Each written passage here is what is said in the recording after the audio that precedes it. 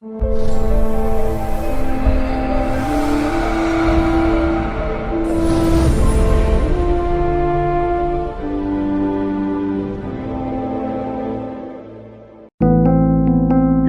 on the subscribe button, especially the bell on the right side. Otherwise, you will miss the latest videos.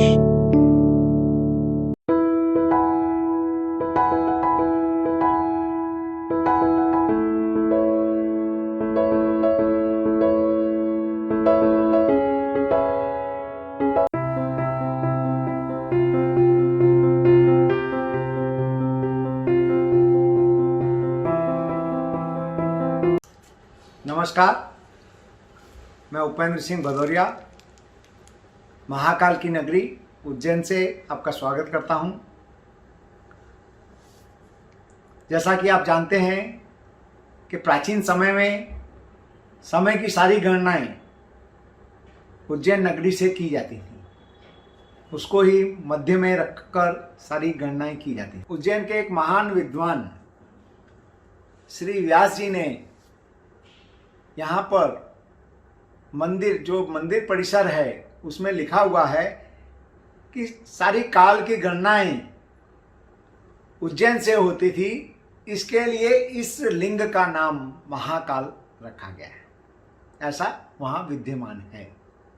तो ज़्यादा समय न लेते हुए मैं आज आपसे एक अच्छे ज्योतिष गणितज्ञ, अच्छे ज्योतिष के जानकार और इसी मध्य प्रदेश की भूमि ग्वालियर से आए हुए श्री डॉक्टर रमेश वायगांवकर जी से मुलाकात करवाने वाला हूं।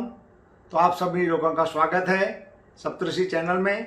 वायगांवकर जी, आपका नमस्कार, स्वागत है। नमस्कार। वायगांवकर जी, आप ज्योतिष से बहुत सालों से जुड़े हैं जी, और लगभग मेरे को ऐसा याद है कि 40 साल तो हो ही गए। 40 साल तो आपको हो ही गए। एक 40 साल एक ज्योतिष में रहना एक अपने आप में एक उपलब्धि है। It is an achievement. Okay, तो आपने ज्योतिष सीखने का विचार आपको कहाँ से आया? सर, 1975 में मैंने एमएससी किया और एमएससी करने के बाद मुझे नौकरी लगने में कुछ समय लगा। लगभग 3 साल के बाद मुझे जॉब मिला। तो मुझे ऐसा लगता था, क्यूरियोसिटी सभी को रहती है, आपको भी मुझे भी। तो उस क्यूरियोसिटी की स्थिति में अपनी भी कुंडली लोगों को दिखाता था। हर कोई बोलता था कि राजयोग तुम्हारा ऐसा होना चाहिए, वैसा होना चाहिए, लेकिन वास्तविकता में मेरे जीवन की अगर मैं अपनी घटनाओं का जब अवलोकन करता था तो मुझे कहीं भी सफलता नहीं मिल रही थी। मेडिकल कॉलेज में एडमिशन होने के बाद भी मेरा कैंसिल हो गया। बहुत सारी ऐसी जीवन की घटनाएं हैं जो मैं उसको पूर्ण नहीं कर पाया। इस वजह से क्या हुआ कि ये समस्या, मुझे ऐसा लगा कि इस विज्ञान के सहारे जब लोग कह रहे हैं तो इसमें विधा तो कुछ ना कुछ होगी ही। अपन इससे कुछ जान सकते हैं, और अगर इससे अपन कुछ जान सकते हैं तो क्यों ना अपन ही सीखा जाए इस विषय को। तो ये सोचते हुए मैंने फिर इस विधा का अध्ययन करना शुरू किया। तो लगभग 1972-75 के बाद से मेरी रुचि बढ़ी और मैंने इसका अध्ययन प्रारंभ किया। तो आपने अध्ययन जब प्रारंभ किया उस समय में आपने ज्योतिष की कौन सी पुस्तकों का अध्ययन किया? सर, सर्वप्रथम मैंने ज्योतिष की पुस्तक तो एक अंग्रेजी की मैगजीन आती थी, एस्ट्रोलॉजिकल मैगजीन, रमन साहब की, वो पढ़ना शुरू की। और रमन जी, हाँ, और सीखने के लिए मैंने उन्हीं को चिट्ठी लिखी कि आप कोई अच्छी सी पुस्तक से मुझे मार्गदर्शन करें। तो उन्होंने कुछ किताबें दी थी, उन्हीं की लिखी हुई थी, कुछ और भी थी। तो उनका मैंने उनसे खरीद कर उससे अध्ययन प्रारंभ किया था। आप ज्योतिष के बहुत अच्छे गणितज्ञ माने जाते हैं। जी सर, बराबर है। अब ये तो मेरी जानकारी जो है, आपकी जानकारी सत्य है कि मतलब काफ़ी गणित का नॉलेज मैंने अपने आप में समाहित करके रखा है, लेकिन बस ये है कि मैं उस गणित को मूर्त रूप में नहीं दे पाया हूँ कि मैं अपना खुद पंचांग निकालूं या ऐसा कुछ करूं, ऐसा कुछ नहीं कर पाया हूँ। लेकिन उसके बारे में गणित करना मुझे आता है। आप गणित के अंदर पंचांग का गणित भी जानते हैं, आप पंचांग नहीं निकालते हैं, लेकिन गणित आज के समय में गणित के ऊपर आज की जो पीढ़ी है इतना ध्यान नहीं देती है, तो उनके बारे में भी आप कुछ बात कीजिए। पंचांग गणित ऐसा है सर, एक तो बहुत कठिन है। सामान्य ग्रह का वेद करके ग्रह की गणना करना, तिथि निकालना, नकरण निकालना, योग निकालना, ये सब कठिन गणित है। तो आम जनता गणित जब तक आपका पक्का नहीं होगा तब तक आप ये नहीं कर सकते जी। और हर आदमी का गणित इतना पक्का नहीं आप तो होता है। एमएससी हैं, इसके लिए आपने ये कर लिया। हाँ, और दूसरा क्या हो गया है, आजकल जो नए नए यंत्र आ गए हैं, जैसे कैलकुलेटर है, कंप्यूटर है, इससे गणनाएं आसान हो गई हैं। तो गणनाएं सबके लिए आसान हो गई। पंचांग गणित तो दूर की बात है, कुंडली का गणित भी लोग बाग नहीं सीखना चाहते। बोले साहब आप हमें तो फलित सिखा दीजिएगा, हमें फलित के बारे में आप बता दीजिएगा कि कुंडली देख के हम किसी की भविष्य कथन कर सके। गणित तो साहब ये दे ही देता है, लेकिन जब आप ये देखोगे कि किसी व्यक्तिगत एक सॉफ्टवेयर है, पाराशर लाइट है, ठीक है ना, एस्ट्रोविजन है, गोरावाणी है, अनेक ऐसे सॉफ्टवेयर्स हैं, आपका ये जो जगन्नाथ हो रहा है, इस तरह के जो सॉफ्टवेयर है, इनसे आप अपनी ही कुंडली कैलकुलेट करके देखेंगे तो हो सकता है कि किसी में 19 डिग्री का लग्न होगा, किसी में 18.5 डिग्री का लग्न होगा, किसी में 22 डिग्री का लग्न होगा। तो आजकल आम ज्योतिषी को 22 डिग्री लग्नों की डिग्री से भी कोई वास्ता नहीं बचा है। वो सामान्यतः लग्न मेष, मतलब मेष 19 डिग्री का लग्न क्या करता है और 22 डिग्री का लग्न क्या फर्क करता है, ये उन्हें इससे कोई वास्ता नहीं होता, इसलिए उन्हें कोई फर्क नहीं पड़ता गणित से। और गणित कठिन होता है तो वो सीखना भी नहीं चाहते। ये गणित की विधा है आजकल की, ये स्थिति हो गई है गणित का। मतलब कंप्यूटर के आने से मेरे मानने में ये है कि गणित का लोप ही हो गया है, जबकि वास्तविकता में ये होना चाहिए, अगर आपको शुद्ध गणित आता है और आप शुद्ध जन्म पत्रिका कर सकते हैं तो फल का धन भी शुद्ध कर सकते हैं। आपने ज्योतिष और आपका जो अध्ययन का विषय था उसका दोनों को मिलाकर जो भारत देश के अंदर जो गिने चुने जिन्होंने एस्ट्रोलॉजी किसी यूनिवर्सिटी से पीएचडी की, ऐसे गिने चुने ही लोग हैं, उसमें आपकी गणना एक नाम है आपका जी। आपने जियाजी राव यूनिवर्सिटी से जी, आपने ग्वालियर जियाजी राव यूनिवर्सिटी से जी पीएचडी की है, तो जी। उस पीएचडी के ऊपर प्रकाश डालिए। सर एक्चुअली में क्या है कि ज्योतिष का तो ज्ञान नौकरी करते करते हो ही गया था। मेरे गुरु डॉक्टर राधारमण दास जो जीवाजी विश्वविद्यालय के कुलपति भी थे, उनसे मेरे आने जाने संपर्क भी था। तो नौकरी में रहते कुछ साल तो थोड़ा अंतराल पड़ गया, ज्योतिष में उतना बहुत अच्छा अध्ययन नहीं कर पाया, लेकिन फिर भी मेरा अध्ययन अपने आप में चालू था। और मैं कुछ विद्यार्थियों को घर पे बाद में बैंक की नौकरी आने के बाद पढ़ाता भी था। और उस वजह से क्या होता था कि लोगों को पढ़ाते पढ़ाते मेरी रुचि भी थी। कुछ सालों बाद एक बार मेरे गुरुजी ने मुझसे कहा कि अगर ऐसा है, तुम्हारी बॉटनी में एमएससी है और ज्योतिष में भी रुचा है, तो जो वृक्षों का इसका ये जो थीम है कि पहले के ज़माने का हर वैद्य आपको एक दिशा में या एक मुहूर्त में वृक्ष को लाकर या औषधि वृक्ष को लाकर उसका अर्क, मतलब उसी विशेष मुहूर्त में औषधि बनाकर और उसी विशेष मुहूर्त में उसको वो मतलब खिलाता था। इस सिद्धांत को अपन रखकर पीएचडी का शोध अगर कार्य करें तो तुम्हारी पीएचडी भी हो जाएगी, ज्योतिष भी रह जाएगा और वनस्पति शास्त्र का भी समन्वय हो जाएगा, वही आयुर्वेद का और वनस्पति शास्त्र का भी समन्वय हो जाएगा। ये सोचते हुए उन्होंने मेरे को एक क्लू दिया, उस क्लू को लेकर मैं आगे बढ़ा। तो मैंने पीएचडी का कार्य प्रारंभ किया। उसमें टॉपिक मेरा रहा medicinal plants astrology, their environment and cure of human diseases. इसके ऊपर इसको आप इसको धीरे से बोलिए।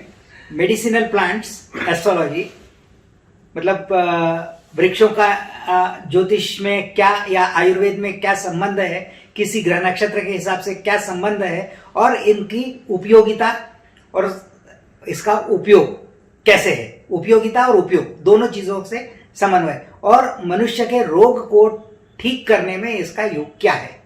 यह है medicinal plants astrology, their environment and cure of human diseases.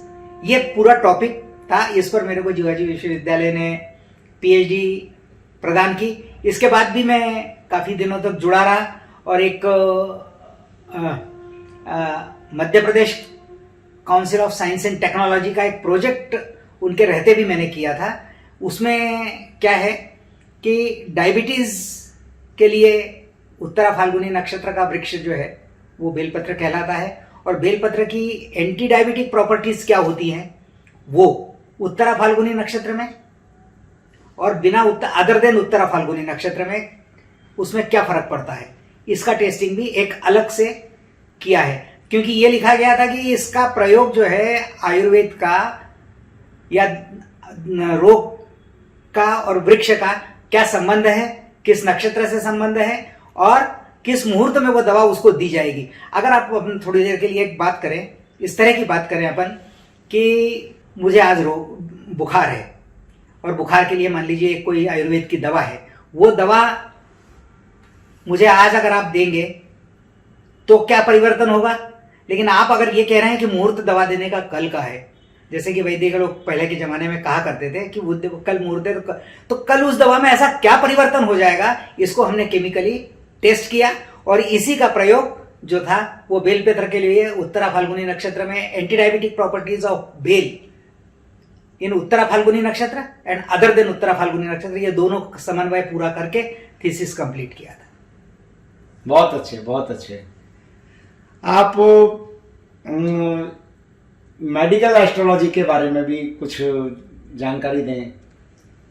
इन चीज़ों को मतलब एक रुचि, रोग और विज्ञान और वनस्पति मतलब आयुर्वेद विज्ञान वनस्पति शास्त्र का हो गया, वनस्पति शास्त्र आयुर्वेद विज्ञान और रोग, इन तीनों का समन्वय होते हुए पूरा थीसिस मेरा था।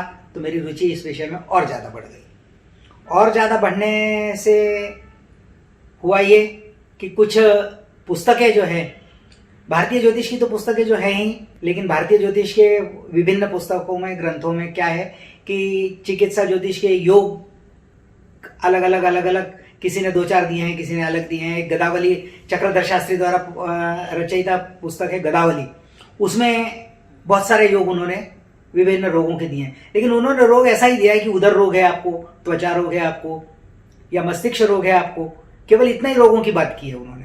तो ये रोग अगर हम आज स्पेशलाइजेशन इतना बढ़ गया है रोगों में कि अगर हम किसी को ये कहते हैं कि उदर रोग है तो डॉक्टर हमारी बात सुनेगा नहीं। कुंडली देखने के बाद अगर हमने बता दिया कि उदर रोग है तो वो नहीं मानेगा। उदर रोग हमारा पंचम भाव में आता है, उदर हमारा पंचम भाव के हिस्से में आता है। तो पंचम भाव में अगर हम ये कहते हैं कि राहु है तो तुम्हें उदर रोग होगा, ये बात ठीक है कि उदर है, राहु रोग, राहु के वजह से आपको उदर रोग होगा। लेकिन हमें डॉक्टर की भाषा में समझाना पड़ेगा कि उदर रोग एग्जैक्टली क्या है, अल्सराइटिस है कि ड्यूडेनाइटिस है। इस तरह का अगर आप कुछ बता पाएंगे कुंडली देखकर, तो इसके लिए हमें बहुत कुछ अध्ययन करना पड़ेगा। इसके लिए हमें मेडिकल साइंस मतलब एनाटॉमी की, बॉडी की जो एनाटॉमी है वो भी हमें पूरी तरह से आनी चाहिए और ज्योतिष का भी पूरा ज्ञान होना चाहिए। तभी कुछ हम ज्योतिष के मेडिकल साइंस में इन सिद्धांतों को आज के परिप्रेक्ष्य में परिवर्तित कर सकते हैं। बहुत अच्छे। लेकिन एक सामान्य तौर पर जैसे आपने गदावली की बात की, वैसे ही एक और भी ग्रंथ है जो बहुत बड़ा एक राजा का लिखा हुआ ग्रंथ है। वीर सिंहावलोकन के बारे में भी आप कुछ बताइए। वीर सिंहावलोकन एक पुस्तक ऐसी है जो अपने आप में चिकित्सा ज्योतिष में परिपूर्ण है, ये मान के चल सकते हैं हम, क्योंकि ये राजा वीर सिंह तोमर की लिखी हुई एक बहुत पुरानी भारतीय ज्योतिष की पुस्तक है। और चिकित्सा ज्योतिष में अगर आपको कुछ पढ़ना है, कुछ सीखना है भारतीय ज्योतिष के हिसाब से, तो आपको ये पुस्तक पढ़ना बहुत ही आवश्यक है। बिना इस पुस्तक के चिकित्सा ज्योतिष संभव नहीं है। लेकिन केवल यह है कि जो सिद्धांत उस पुस्तक में दिए हैं उन्होंने उस परिस्थिति के अनुसार लिखे हुए हैं। आज परिस्थितियां बहुत बदल गई हैं, चिकित्सा ज्योतिष में बहुत सारे नए नए आयाम खुल गए हैं। तो उन सिद्धांतों को नए नए आयामों के हिसाब से लागू करते हुए अगर आप उसका उपयोग करेंगे तो आप ज्यादा अच्छी तरह से उसका उपयोग कर पाएंगे। हाँ, मॉडर्न एस्ट्रोलॉजी में भी कई किताबें हैं और भारतीय लेखकों ने भी अच्छा योगदान किया है, उसके बारे में भी आप थोड़ा प्रकाश। भारतीय लोगों ने भी इसका अच्छा योगदान किया है, इसके साथ साथ पाश्चात्य लोगों ने भी बहुत अच्छा योगदान किया है जी इसमें। तो भारतीय लोगों के लिए तो क्या है कि चरक की जो है एसेंशियल्स ऑफ मेडिकल एस्ट्रोलॉजी है, उसके बाद एक वह है आयुर्वेदिक मेडिसिनल एस्ट्रोलॉजी,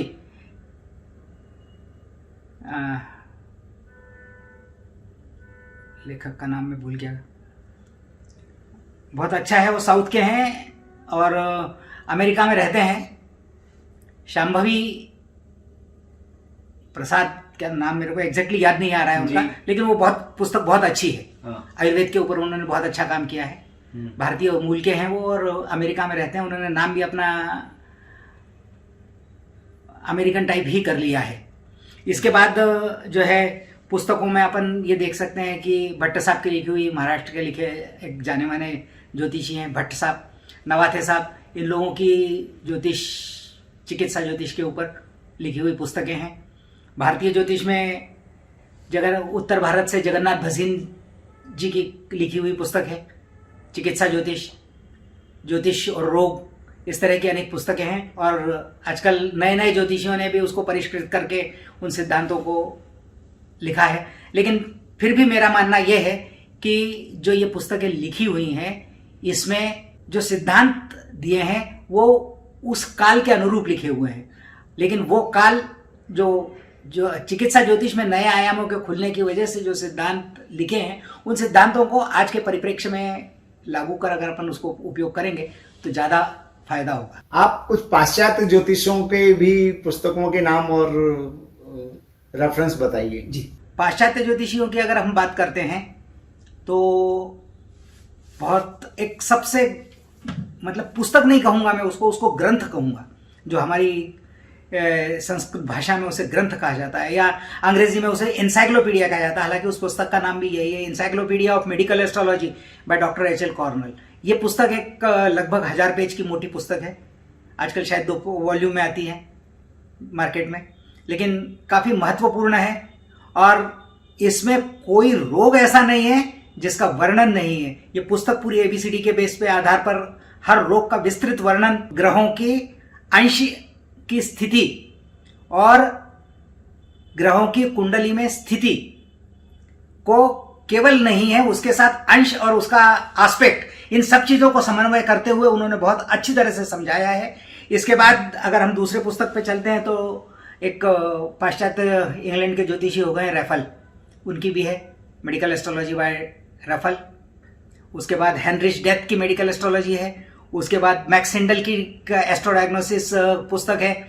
उसके बाद में रॉबर्ट हेंड की एस्ट्रोलॉजी फॉर मेडिकल साइंस करके पुस्तक है। ऐसी अन्य बहुत सारी पुस्तकें हैं, लेकिन ये कुछ मुख्य हैं, इसलिए मैंने आपको यहाँ पर मैक्स हिंडल की किताब की अगर आप बात करेंगे तो एक एक उन्होंने कुंडली लेके समझाया है। उसमें H.L. कॉर्नल ने केवल थेरिटिकल लिखा हुआ है, तो मैक्स हिंडल ने उस सिद्धांत को लेके पूरा एक एक कुंडली का उदाहरण लेके, एक एक रोग के एक एक कुंडली का लेके बारीकी अध्ययन करके लगभग 4 से 5 पेज में उसका एनालिसिस करके समझाया है। इस तरह की पाश्चात्य पुस्तकें हैं। इस तरह की पुस्तकें भारतीय ज्योतिष में तो अभी पूर्ण तरह से कहीं मुझे पढ़ने को नहीं मिली, हो भी सकती हैं, लेकिन मेरी ऐसे लोगों से उम्मीद है कि ऐसे इस तरह से ही कोई ऐसी पुस्तक तैयार की जाए।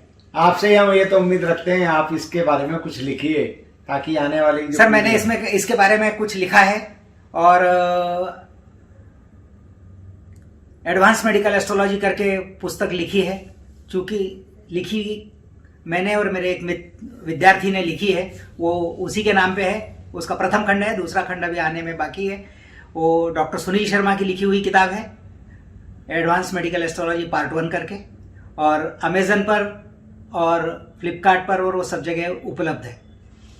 दूसरा खंड हमारा अभी चालू है और उम्मीद है कि वो शायद नवंबर तक आ जाएगा।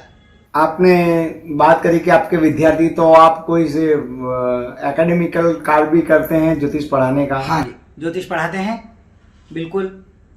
क्या क्या पढ़ाते हैं, किस तरह सभी पढ़ने के लिए जिसकी जो इच्छा है वो कोई क्लास, पूर्ण क्लास ही लेते हैं। कार्यक्रम तो खैर चलते ही रहते हैं, बाकी क्लास भी लेते हैं। सिलेबस तय किया हुआ है? सिलेबस कुछ निर्धारित किया हुआ है कि अगर आपको शॉर्ट में केवल थोड़ा बहुत जानना है तो 3 से 6 महीने तक के में एक हो जाता है। बाकी आपको अगर केवल ज्योतिष का बेसिक कंप्लीट सीखना है तो वर्ष भर, और अगर सीखने की उम्मीद रखेंगे तो जीवन भी कम पड़ जाता है। मैं भी अभी तक शायद परिपूर्ण नहीं हूँ ज्योतिष में कि पूर्ण तरह से मैं सीख पाया हूँ, ऐसा मुझे नहीं लगता। मेडिकल ज्योतिष के कुछ सिद्धांत जिसके आधार पर एक सामान्य ज्योतिष कुछ चीजों का वर्णन कर सके, ऐसे 2-4 सिद्धांत आप बताइए। चलिए, सबसे पहला सिद्धांत आपको बताता हूं मैं कि मेडिकल एस्ट्रोलॉजी में पहला सिद्धांत हमारा ये बनता है कि एक आदमी को जनरली रोग वगैरह तो खैर ठीक है, बुखार के लिए दवा ले लेते हैं अपन। आज के ज़माने में इतना संभव भी नहीं हो पाता क्योंकि आदमी बहुत जल्दी मेडिसिन लेना चाहता है। लेकिन ऑपरेशन की अगर अपन बात करते हैं कि ऑपरेशन करवाना पड़े, तो वो उसके लिए हम मुहूर्त निर्धारित करने के लिए सीधा सीधा ये देख लें कि चंद्रमा पूर्णिमा और अमावस्या का नहीं होना चाहिए। अगर पूर्णिमा का चंद्रमा होगा तो पोस्ट ऑपरेटिव कॉम्प्लिकेशंस होते हैं, अमावस्या का होता है तो भी पोस्ट ऑपरेटिव कॉम्प्लिकेशंस ज़्यादा होते हैं। इसके लिए चतुर्थी, अष्टमी, एकादशी ये दिन आप देखेंगे तो इन दिनों में ब्लीडिंग जो है ऑपरेशन के दौरान बहुत कम होती है, ब्लड की बॉटल आपको नहीं लगने लगेगी। साथ में ही आप केवल ये देखिएगा कि चंद्रमा जिस भाव से, जिस अंग का ऑपरेशन हो रहा है वो जिस भाव में आता है उस भाव में उस दिन चंद्रमा गोचर से नहीं करना चाहिए। इस बात का अगर आप ध्यान रखेंगे तो आपका ऑपरेशन 100% सफल होगा। उदाहरण के तौर पर सिर का ऑपरेशन करना है तो लग्न में चंद्रमा नहीं होना चाहिए। नहीं होना चाहिए, बिल्कुल सही। पांव का ऑपरेशन करना है तो कुंभ और मीन में नहीं होना चाहिए। और भाव में लोगे तो उस भाव का जो भी भाव में आपका अंग का वो अंग पड़ता होगा। अगर भाव में लें या राशि में लें या दोनों में लें? भाव में लेते हैं सर, भाव में लेते हैं। भाव में लेते हैं। मैं बताता हूँ आपको भाव में क्यों लेते हैं अभी उसको। आपको मैं बताता हूँ कि वो भाव में हम क्यों लेते हैं। भाव में क्या लेते हैं, सीधा हमारा सीधा सीधा भाव है कि षष्ठम भाव हमारा रोग भाव है। ये डिसाइडेड है कि षष्ठम भाव हमारा रोग भाव है, और इसलिए भाव में लेते हैं कि यहाँ कोई भी राशि हो, हम राशि से कुंडली नहीं बना रहे, कुंडली हम बनाते हैं भाव से। लग्न बना लेते हैं, उसमें कौन सी राशि आती है वो अलग बात है, तो हम भाव के हिसाब से चलते हैं। और षष्ठम भाव की जहां बात आ गई रोग की, तो अब मैं आपको भी थोड़ी देर पहले मैंने आपको ये भी बताया कि ये देखें, डॉक्टर की भाषा में बताना है मुझे अगर डिजीज, तो मुझे रोग कब होगा ये समय निकालने के लिए षष्ठम भाव के मैं अंश देखूंगा। षष्ठम भाव के अंश जिस भाव में या जिस डिग्री पर होंगे वो बॉडी का पार्ट मेरा इफेक्टेड होगा। वो कैसे होगा वो मैं आपको बताता हूं कि हमारे शरीर में मस्तिष्क से, मतलब गर्दन, मस्तिष्क के नीचे से, गर्दन से कमर के नीचे तक वर्टिब्रल कॉलम चलता है। वर्टिब्रल कॉलम का मतलब होता है रीढ़ की हड्डी, और इसके अंदर सेंसेशन का स्ट्रक्चर चलता है सुषुम्ना नाड़ी, और इसी इन कशेरुकाओं के बीच में से, मतलब वर्टिब्रा जो हैं, इनके बीच में से हर बॉडी पार्ट को एक एक एक एक एक एक एक एक वो जाती है सेंसेशन की नर्व्स। तो उस बॉडी पार्ट में ये संख्या इनकी 32 होती है कशेरुकाओं की, और हमारे षष्ठम भाव की संख्या भी 30 डिग्री है। आखिरी की जो पुच्छास्ती है मेरी सैक्रल बोन, वो किसी काम की नहीं है, वो मर्ज हुई है आपस में, तो हम उसको 30 ही मान लेते हैं। तो एक कशेरुका 1 डिग्री के बराबर होती है, बराबर। उसको 30-30 डिग्री के हिसाब से पूरे बॉडी में नर्व्स जाती हैं, तो उन नर्व्स के हिसाब से अगर हम विभाजन करते हैं, तो अगर मान लीजिए कि लंबर पोर्शन से निकल रही है, लंबर पोर्शन मतलब मेरा कमर से और नीचे तक का हिस्सा, बेली पोर्शन के नीचे का हिस्सा होता है, लंबर पोर्शन में से निकल रही है, तो मेरे नीचे के हिस्से वाली में मेरे को रोग होगा। ये मुझे निकालने में बहुत आसानी होती है। तो यहां भाव का महत्ता है, यहां राशि की महत्ता नहीं है। ठीक। और डिग्री की महत्ता कितनी है या अंश की महत्ता कितनी है, ये भी आपको यहां समझ में आ गया होगा कि एक एक अंश के हिसाब से मैं निकाल सकता हूं कि कौन सा बॉडी पार्ट मेरा इफेक्ट होगा जी। तो ये मेरी तरफ से आपके मतलब लोगों के लिए टिप है कि इतना अध्ययन करके सके, लेकिन बस यही है कि इसके लिए आपको एनाटॉमी का भी ज्ञान होना चाहिए कि लंबर वर्टिब्रा कितनी है, थोरेसिक वर्टिब्रा कितनी है, इन सब का भी ज्ञान अपने को होना चाहिए। सामान्य तौर पर व्यक्ति को किस प्रकार के रोग लगते हैं, किस भाव से रिलेटेड रोग लगते हैं या किस राशि से लगते हैं, इसके बारे में आप कुछ? सर, किस भाव से रोग लगते हैं इसका कोई हिसाब नहीं है, किसी भी भाव से रोग लग सकता है। वो तो रोग की जो साधारण परिभाषा है कि पाप ग्रह बैठा होगा तो उस हिसाब से होता है, लेकिन रोग को डॉक्टर की भाषा में बताना वो एक आपकी विशेषता है। और इसके लिए मैक्स सेंडल साहब ने अपने वो पुस्तक में लिखा है मैक्सिंडल साहब ने भी लिखा है और रॉबर्ट हेंट ने भी अपनी पुस्तक में लिखा है कि षष्ठम भाव को लग्न मानकर आप कुंडली बनाइए और जिस भी बॉडी पार्ट में आपका अंग है उसको कुंडली में सेट कर दीजिएगा। जब आप उसको कुंडली में सेट कर देंगे, षष्ठ भाव को लग्न बना के सारे ग्रह लग्न कुंडली के अनुसार बिठा दीजिएगा और उसको उसमें सेट कर दीजिएगा। उसमें जब आप उसको सेट कर देंगे तो आपका बॉडी पार्ट जिस भाव में जाएगा उस भाव के हिसाब से आपको उसको एलिमेंट होगा। ये उन्होंने उसका विस्तृत वर्णन किया है। आप कहें तो मैं इसको उदाहरण से समझा दूं? उदाहरण से समझा दीजिए। इसको उदाहरण से समझाने के लिए मैं एक आपको सीधा सा एक हृदय रोग की बात करते हैं, जो मोस्ट कॉमन डिसीज होती है आज के डेट में, कि बीपी हो जाती है, हाई ब्लड प्रेशर हो जाता है, या लोगों को बाईपास तक करवानी पड़ती है, एंजियोप्लास्टी, इस टाइप के जो सारी डिसीजेज हैं वो करनी पड़ती हैं। तो इसके लिए मैं आपको समझा रहा हूँ कि हार्ट लिया तो साधारणतः हार्ट जो है हमारा कर्क राशि या चतुर्थ भाव में गवर्न कर जाता है।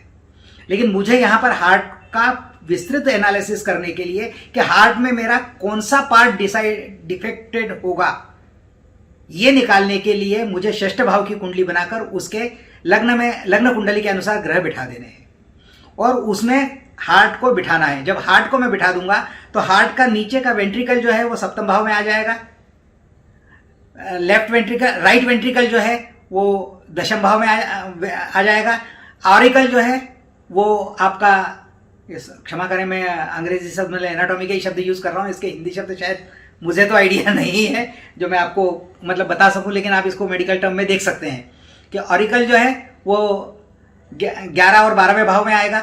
लेफ्ट ऑरिकल जो है वो यहाँ आएगा। डॉर्सल एओर्टा जो है मतलब रक्त वाहिनियाँ जो हैं वो लग्न में आएंगी और सेंटर का पोर्शन जो है वो चतुर्थ या पंचम भाव में आएगा। तो उसमें यह है कि अंदर के वॉल, माइट्रल वॉल वगैरह जो है वो, इसका विस्तृत वर्णन आपको एनसाइक्लोपीडिया ऑफ मेडिकल एस्ट्रोलॉजी में मिलेगा। उसको अगर आप देखेंगे तो आपको एग्जैक्टली बता सकते हैं कि हार्ट में भी आपको क्या डिसीज है, कि ऑरिकल बढ़ा हुआ है कि वेंट्रिकल बढ़ा हुआ है, या ऑरिकल और वेंट्रिकल में खून सप्लाई नहीं हो रही है क्योंकि रक्तवाहिनियां, धमनियां जो है वो प्रॉपर तरीके से काम नहीं कर रही हैं। ये इस उदाहरण से मैंने आपको समझाने की कोशिश की है। आशा करता हूं कि आपको काफी हद तक समझ में आ गया होगा।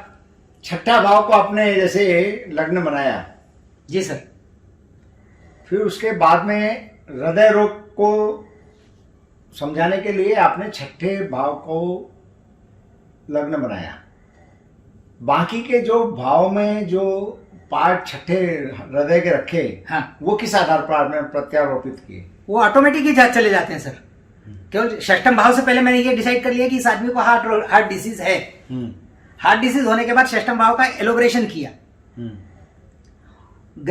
मतलब षष्ठम भाव को लग्न बना के बाकी ग्रह प्रत्यारोपित कर दिया और उसमें चित्र के हिसाब से लग्न छाप दिया। अगर हार्ट का चित्र लगा देंगे तो ऑटोमेटिकली वो बढ़ जाता है। अब ये डिस्प्ले में यहाँ पर आपको नहीं बता सकता हूँ। आप मुझे इसके फोटो प्रेषित करना, मैं आपको इसका फोटो प्रेषित कर दूंगा आपको। अच्छा, ठीक है ना जी। हार्ट का या ब्रेन का किसी का एक का भी, जिसका भी मेरे पास अभी हाल के हाल अवेलेबल होगा, मैं आपको प्रेषित कर दूंगा फोटो। आपने बहुत अच्छी जानकारी दी। तो मैं आपसे